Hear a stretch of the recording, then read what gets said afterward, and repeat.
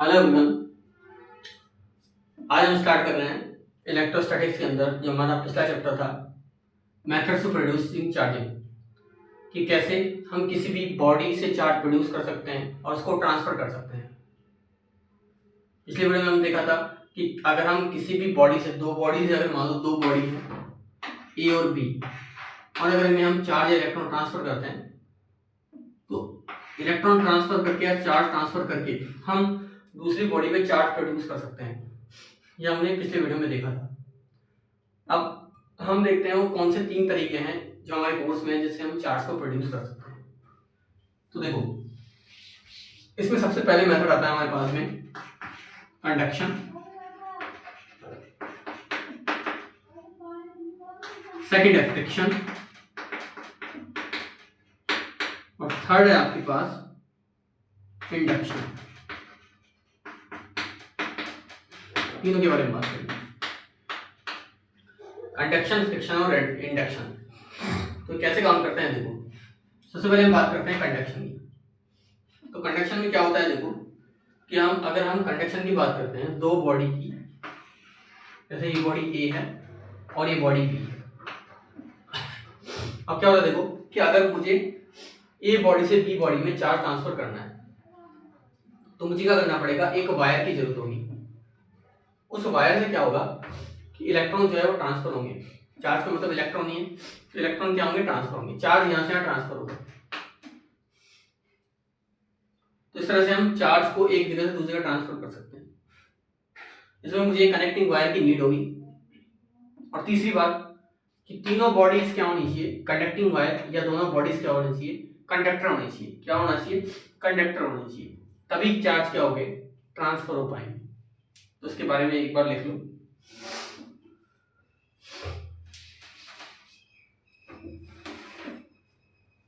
Method to transfer electrons from one body to another body.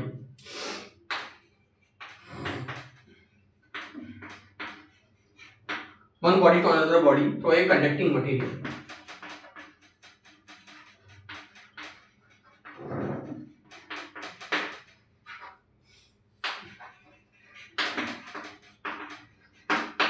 पहली बात हुई। अब इसके बाद में देखो, इसके बाद में लिख सकते हो कि ये इसमें एक चीज है, only conductor can transfer the charge. मतलब इसमें केवल क्या होना चाहिए कि ये कैसे होना चाहिए, कंडक्टर ही होनी चाहिए। इसी तरह मतलब तीनों बॉडी कैसे होनी चाहिए, कंडक्टर ही होनी चाहिए। तभी आप क्या कर सकते हो, चार्ज को ट्रांसफर कर सकते हो। तो पहला मेथड सही हो गया। सेकंड हम बात करें फ्रिक्शन की। तो फ्रिक्शन देखो क्या होता है। फ्रिक्शन क्या तरीका होता है, तो फ्रिक्शन का मतलब हो गया कि आप उसको रब करके चार्ज को ट्रांसफर करा सकते हो। जैसे मैंने दोनों हाथों को रगड़ा, या मान के चलो कि हमने स्केल से बालों को रगड़ा, तो बालों यानी जो ड्राई हेयर्स हैं उसका चार्ज स्केल पे आ गया। अब उसी से अगर हम किसी छोटे छोटे कागज के पीसेस को, अगर आप पेपर के पीसेस को अगर अट्रैक्ट करवाना चाहें उस स्केल से, तो अट्रैक्ट हो जाएंगे। तो ये जो है ये फ्रिक्शन वाला मेथड हो गया। इसमें क्या होगा कि जैसे मान लो दो बॉडी है, एक बॉडी है ए और एक बॉडी है बी, तो इसे मेथड ऑफ फ्रिक्शन है। इस मेथड से क्या कर सकते हो, आप चार्ज ट्रांसफर करा सकते हो। और चार्ज ट्रांसफर होने की वजह से अगर चार्ज ट्रांसफर हुए तो मान के चलो कि ए बॉडी है वो पॉजिटिव चार्ज हो गई और बी बॉडी कैसी हो गई, नेगेटिव चार्ज हो गई। मतलब एक ने चार्ज दिया होगा और एक ने लिया होगा। अगर इसने दिया तो वो पॉजिटिव चार्ज होगी क्योंकि वहां इलेक्ट्रॉन की कमी होगी, और एक ने इलेक्ट्रॉन लिए तो नेगेटिव चार्ज होगी। अब बात करते हैं कि पता कैसे चलेगी कौन सी बॉडी पॉजिटिव है कौन सी बॉडी नेगेटिव है, कैसे पता लगेगा। तो ये कंसेप्ट होता है इलेक्ट्रोनेगेटिविटी का, इसको ईएम बोल देना। कि जो बॉडी जितनी ज़्यादा इलेक्ट्रोनेगेटिव होती है वो उतनी ज़्यादा इलेक्ट्रॉन को क्या करती है, खींचती है अपनी तरफ। इसका मतलब बी बॉडी की इलेक्ट्रोनेगेटिविटी ए की इलेक्ट्रोनेगेटिविटी से ज़्यादा है। तभी क्या हुआ, तभी उसे चार्ज ट्रांसफर करेगी। तो ये वो तरीका होता है जिसमें क्या करते हो कि आप चार्ज को ट्रांसफर करते हो बाय मेथड ऑफ रबिंग। रब करके, फ्रिक्शन से रब करके क्या करते हो, रबिंग करके आप चार्ज को क्या करते हो, ट्रांसफर करते हो। तो इसकी थोड़ी लिख लो, method of transfer of charging by rubbing between two bodies, rubbing a body with another body।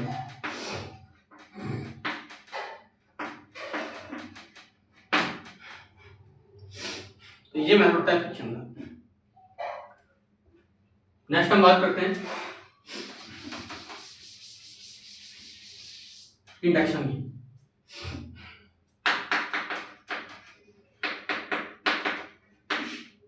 तो इंडक्शन में क्या होता है, देखो इंडक्शन वो मेथड होता है जिसमें हम चार्जिंग करते हैं विदाउट टचिंग, विदाउट टचिंग यानी बिना टच करे हम बॉडी को चार्ज करते हैं। अब देखो इसका क्या मतलब है, देखो इसका मतलब कैसे है। इंडक्शन में क्या करते हैं, चार्जिंग करते हैं बिना टच करे। जैसे मैं आपको बताऊं कि मेरे पास मान लो एक न्यूट्रल बॉडी। अब न्यूट्रल बॉडी का मतलब ये नहीं है कि इससे चार्ज नहीं है, इसका मतलब है कि इस पे नेट चार्ज चीज है, मतलब जितना इसमें पॉजिटिव चार्ज है उतना ही नेगेटिव चार्ज होगा। अभी फिलहाल तो मैं इसका समझाता हूँ। अब मैं अगर इसके पास में कोई चार्ज बॉडी लेके जा रहा हूँ, मान के चलो कि ये पॉजिटिव चार्ज बॉडी है, तो अभी क्या करेगा, ये पॉजिटिव चार्ज इस बॉडी के अंदर जो पॉजिटिव चार्ज है उनको तो रिपेल कर देगा और नेगेटिव चार्ज को अट्रैक्ट कर देगा। तो कुछ ऐसा होगा, देखो पॉजिटिव चार्ज को रिपेल करा तो ये तो इधर आ गए और नेगेटिव चार्ज इधर आ गए। कुछ ऐसे का फिनोमेना होगा। या फिर ऐसे करो कि कोई न्यूट्रल बॉडी है,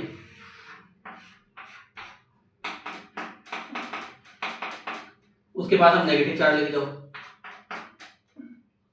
अब क्या होगा, नेगेटिव चार्ज को रिपेल कर देगा और पॉजिटिव चार्ज को अपनी तरफ अट्रैक्ट करेगा। तो कुछ ऐसा बनेगा, देखो।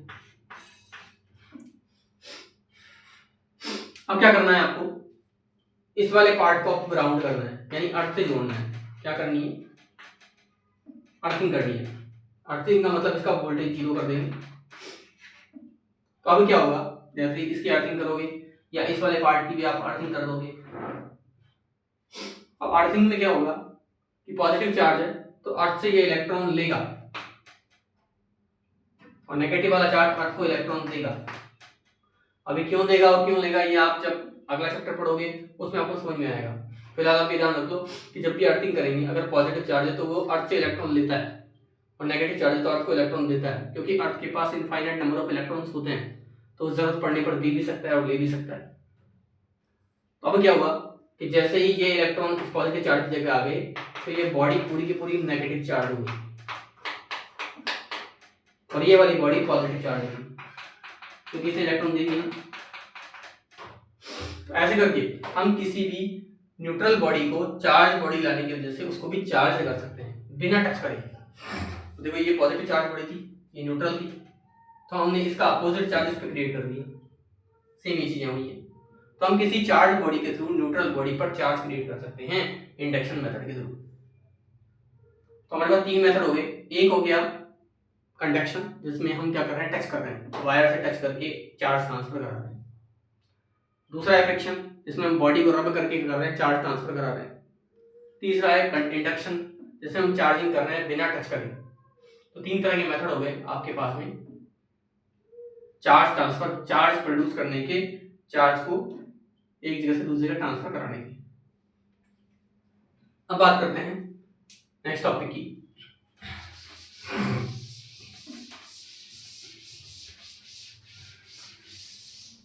Coulomb's law.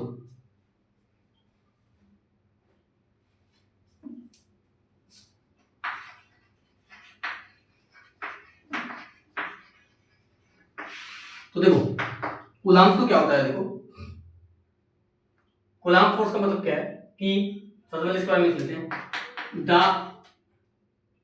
Force between two point charges, मतलब दो पॉइंट चार्जेस के बीच में फोर्स होता है उसको बोलते हैं।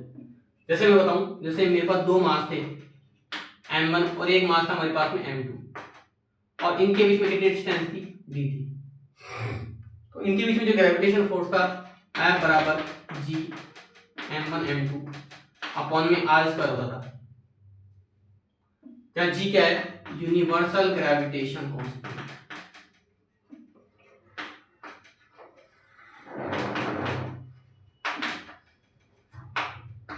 इसकी वैल्यू होती है 6.67 इंटू 10 की पावर -11। वैसे ही अगर दो बॉडी की जगह दो चार्ज लिए जाते हैं, एक चार्ज है Q1 और एक चार्ज है Q2 और इनके बीच में कितनी डिस्टेंस है r, तो जो फोर्स होता है वो होता है K Q1 Q2 अपॉन में r स्क्वायर, जहां पे r ये होता है कूलाम्ब कांस्टेंट।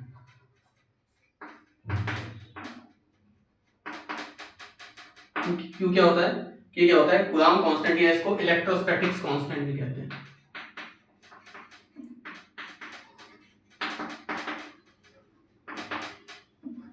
तो देखो force between two point charges के बीच में हम बात करें, जैसे हमने ग्रेविटेशन फोर्स देखा F बराबर g m1 m2 अपॉन में r स्क्वायर। जैसे ही दो चार्जेस के बीच में अगर डिस्टेंस r है तो F बराबर k q1 q2 अपॉन में r स्क्वायर होता है फोर्स। ठीक है, तो ये आप इस तरह से कंपेयर कर सकते हो। और अब जो फोर्स होता है, जैसे यहाँ मास फोर्स होता है वो दोनों मासेस के प्रोडक्ट के प्रोपोर्शनल है और इनके बीच की डिस्टेंस के स्क्वायर के इनवर्सली प्रोपोर्शनल है। वैसे ही जो फोर्स है यहाँ पे दोनों चार्जेस के प्रोडक्ट के प्रोपोर्शनल है और इनके बीच की डिस्टेंस के क्या है, इनवर्सली प्रोपोर्शनल है।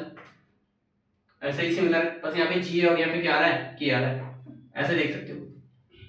अब एक चीज का ध्यान रखना, चार्जेस के अंदर अगर सेम चार्ज है, जैसे पॉजिटिव और पॉजिटिव चार्ज है या नेगेटिव और नेगेटिव चार्ज है, तो ये रिपेल करते हैं। क्या करते हैं, रिपेल करते हैं।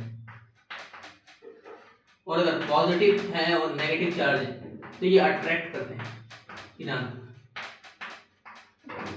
अट्रैक्शन।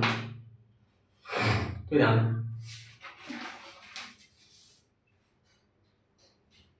आगे हम बात करते हैं इसके बारे में।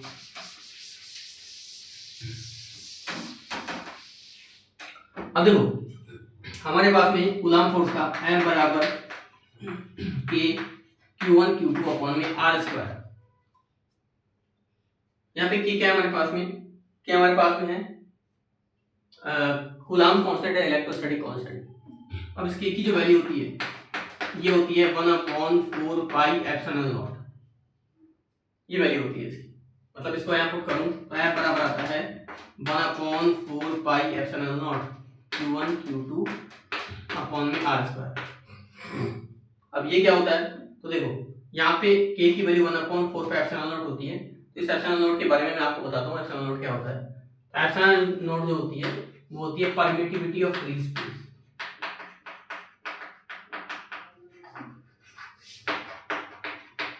मतलब ये हो गया कि ये फ्री स्पेस की बात हो रही है। फ्री स्पेस का मतलब कोई मीडियम नहीं है, नो मीडियम।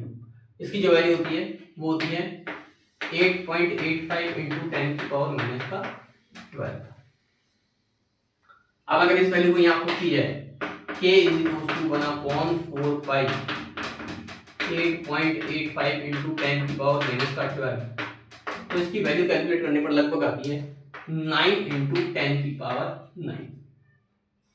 तो ये होती है, इसको क्या बोलते हैं, एप्सिलॉन नॉट।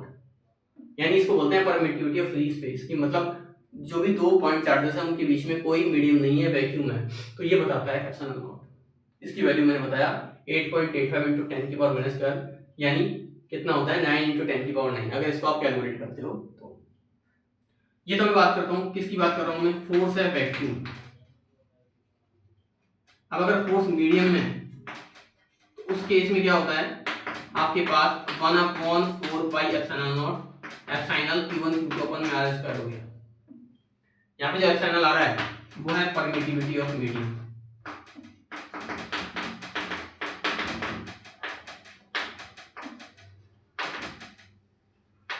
यहाँ पे जो एक्शन आ रहा है उसको बोलते हैं परमिटिविटी ऑफ मीडियम। तो ये आप ध्यान रखना। अगर मीडियम की बात की जाए तो यहाँ पे एप्सिलॉन आ जाएगा, और वैक्यूम की बात की जाए तो आ जाता है एप्सिलॉन नॉट। ठीक है, तो ये ध्यान रखना। तो अगर मैं बोलूँ वैक्यूम में कितनी वैल्यू होगी फोर्स की, तो फोर्स की वैक्यूम में जो वैल्यू होगी वो 9 × 10⁹ आएगा। Q1 Q2 अपॉन में क्या आ जाएगा, R² आ जाएगा। ये वैक्यूम में फोर्स की वैल्यू होगी।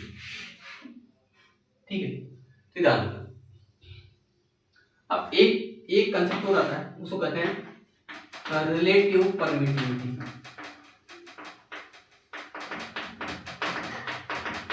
जिसको बोलते हैं एप्सिलॉन आर।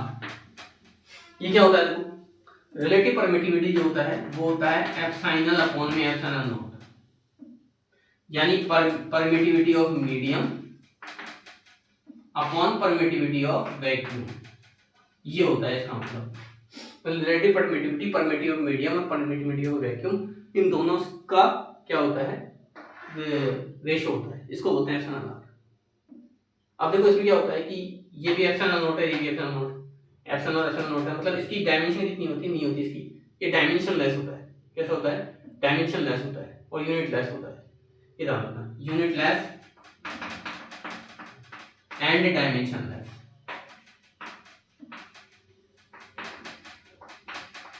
ये ध्यान रखना। तो देखो यहां से क्या हुआ कि हमारे पास में जो हमारे पास एप्सिलॉन की वैल्यू आ गई वो epsilon r epsilon naught value आ गई है। ये मतलब इसका। अब देखो इसको, इसके बारे में और देखते हैं।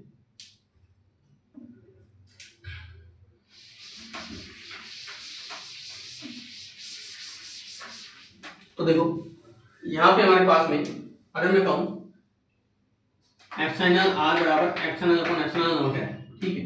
अब अगर मैं बोलूँ कि मुझे कोई बॉडी है ए, उसके लिए लिखना है, तो एप्सिलॉन आर ए कितना हो जाएगा, epsilon of A upon epsilon naught. मतलब ए बॉडी की रिलेटिव परमिटिविटी कितनी जाएगी, उसकी मीडियम में परमिटिविटी और उसकी वैक्यूम में परमिटिविटी, दोनों का रेशियो क्या रहेगा। पी की बात करोगे तो ये देखो epsilon of b upon epsilon naught, मतलब उस बॉडी की मीडियम में परमिटिविटी और वैक्यूम में परमिटिविटी, ये कहलाएगा आपके पास में। ठीक है। अब अगर मैं कहूँ कि एप्सिलॉन आर जो है उसकी वैल्यू 1 से ज़्यादा है, अगर एप्सिलॉन आर की वैल्यू 1 से ज़्यादा है तो इसका मतलब क्या होगा कि इस केस में जो आपके पास एप्सिलॉन नॉट होगा उसकी वैल्यू एप्सिलॉन से क्या हो जाएगी, ज़्यादा हो जाएगी। अगर मैं आपसे कहूँ अगर उसकी वैल्यू सॉरी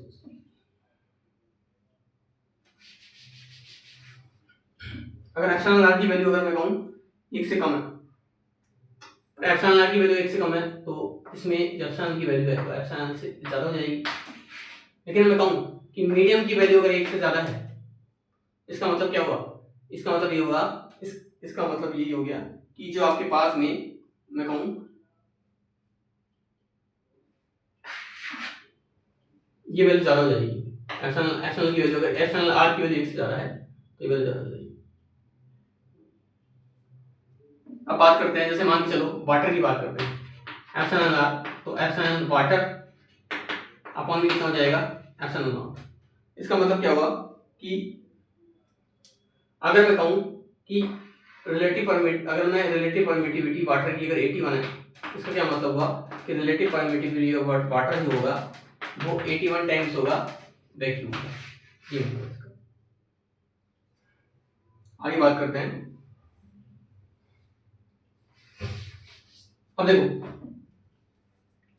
अगर वैक्यूम की बात की जाए तो वैक्यूम में फोर्स होता है 1/4 पे epsilon naught Q1 Q2 upon में R²। अब मीडियम की बात करोगे तो 1/4 pi epsilon Q1 Q2 upon में R² था। अब अगर मैं कहूँ आपसे एप्सिलॉन आर की वैल्यू यहाँ उठा के रखो, कितनी जाएगी, एप्सिलॉन आर एप्सिलॉन नॉट, ये हो गया एप्सिलॉन के बराबर। तो 1/4 pi epsilon r epsilon naught Q1 Q2 upon में क्या हो जाएगा, R²। भाई वैक्यूम में इतना हो गया, मीडियम में ये हो गया, अब इसकी वैल्यू उठा के हमने यहाँ से रख दी। अब देखो यहाँ पे क्या हो रहा है, अगर मैं कहूँ आपसे कि मीडियम की बात की जाए तो मीडियम के अंदर 1/4 epsilon naught, epsilon r, epsilon naught और Q1 Q2 अपन में आर स्क्वायर। तो ये आप इस तरह से देख सकते हो इसको, ठीक है। ओके, अब देखो यहाँ पे क्या होता है, देखो अगर मैं आपसे कहूँ कि ये जो वैल्यू आपको दिख रही है ये कितनी है, वैक्यूम की है, 1/, इसको ऐसे लिख लो 1/4 pi epsilon naught Q1 Q2 R square multiply 1/एप्सिलॉन R। तो ये परमिटिविटी किसकी होती है, ये वैक्यूम की होती है। तो मीडियम में फोर्स कितना हो जाएगा, वैक्यूम के फोर्स का एप्सिलॉन R टाइम्स हो जाएगा। ये ध्यान रखना, मीडियम में जो फोर्स होगा वो वैक्यूम के फोर्स का एप्सिलॉन R टाइम्स हो जाएगा। तो ये आप इसको ध्यान रख सकते हो इस तरह से।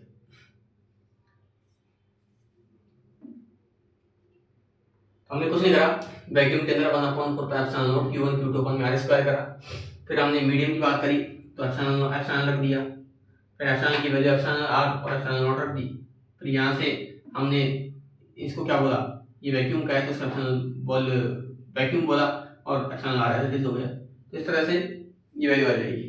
आगे बात करते हैं,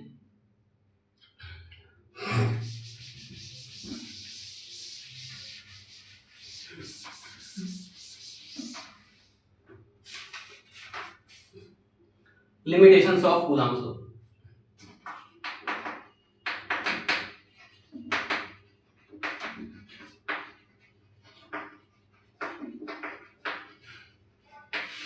देखो कूलम्ब्स लॉ किसके लिए, पहला है स्टैटिक चार्ज, मतलब ऐसे चार्ज जो रेस्ट पे है। अब देखो जो आपका इलेक्ट्रिक फील्ड जो जनरेट होता है वो रेस्ट चार्ज की वजह से जनरेट होता है। अगर चार्ज मूव करना चाहते हैं कांस्टेंट वेलोसिटी से मूव करेंगे तो वह मैग्नेटिज्म आ जाता है, तो वो अलग केस हो जाता है। अगर रेस्ट पे है तो इसका मतलब स्टैटिक चार्ज की बात हुई। अब अगर मैं बात करूं दूसरी बात तो ये है पॉइंट चार्ज के लिए। पॉइंट चार्ज का मतलब क्या हो गया, ऐसे चार्ज जिनकी वैल्यू बहुत छोटी है, बहुत छोटी है, उसके लिए क्या हो जाएगा, ये पॉइंट चार्ज जाएगा। तो ये दो चीज आपको ध्यान रखनी है। अब अगर मैं आपसे कहूं कि जैसे मान के चलो कि एक चार्ज बड़ा है एक चार्ज छोटा है, मतलब पॉइंट चार्ज नहीं है, तो उस केस में क्या होगा, देखो मान के चलो कि एक चार्ज बहुत बड़ा है, ये वाला चार्ज बहुत बड़ा है, इस चार्ज को मान लो Q1 और एक चार्ज बहुत छोटा है, ये चार्ज आपका Q2, ठीक है। अब ये दोनों R डिस्टेंस पे मान के चलो।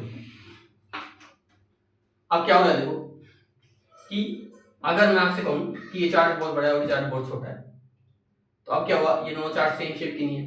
अब क्या होगा कि ये वाला जो पॉजिटिव चार्ज है ये इसके कुछ पॉजिटिव चार्ज को रिपेल करेगा, करेगा नहीं करेगा, तो कुछ ऐसा सिनेरियो बनेगा। देखो इसमें काफी सारे पॉजिटिव चार्ज एक तरफ एक्यूमुलेट हो जाएंगे और कुछ ही कम पॉजिटिव चार्ज यहाँ पे रहेंगे, ठीक है। मतलब काफी सारे पॉजिटिव चार्ज तो क्या हो जाएंगे, एक तरफ एक्यूमुलेट हो जाएंगे और नेगेटिव चार्ज क्या रहेगा, सॉरी, और बाकी के पॉजिटिव चार्ज एक तरफ आ जाएंगे और ये चार्ज आपका Q2। तो अब देखो क्या हुआ कि यहाँ पे आप देख रहे हो, अब इसके बीच में डिस्टेंस कितनी थी R, तो फोर्स जो था तो आपको बताइए कि Q1 Q2 अपॉन में R स्क्वायर होता है।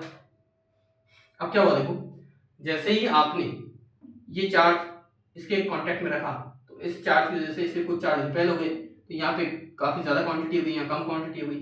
तो अब क्या हुआ कि पहले इसका सेंटर ऑफ मास यहाँ पे था क्योंकि चार सभी तरफ पे मास क्या था, सेम था। अब क्या हुआ, एक तरफ मास ज्यादा हो गया एक तरफ मास कम हो गया, तो सेंटर ऑफ मास जैसे मान लो पहले यहाँ पे था तो यहाँ से यहाँ शिफ्ट हो जाएगा, शिफ्ट हो गया, ठीक है। तो डिस्टेंस क्या हो गई, बढ़ गई, डिस्टेंस बढ़ गई तो फोर्स की वैल्यू क्या हो जाएगी, बढ़ जाएगी, फोर्स की वैल्यू बदल जाएगी। ये पहले डिस्टेंस जो भी थी फोर्स की वैल्यू थी, अब अगर डिस्टेंस आपकी बढ़ गई तो फोर्स की वैल्यू क्या हो गई, कम हो गई। डिस्टेंस बढ़ गई तो फोर्स की वैल्यू क्या हो गई, कम हो गई। इसका मतलब आप ये कह सकते हो कि यहाँ पे क्या हुआ, यहाँ पे हमारे पास में जो फोर्स का वेरिएशन आया वो इस वजह से आया है।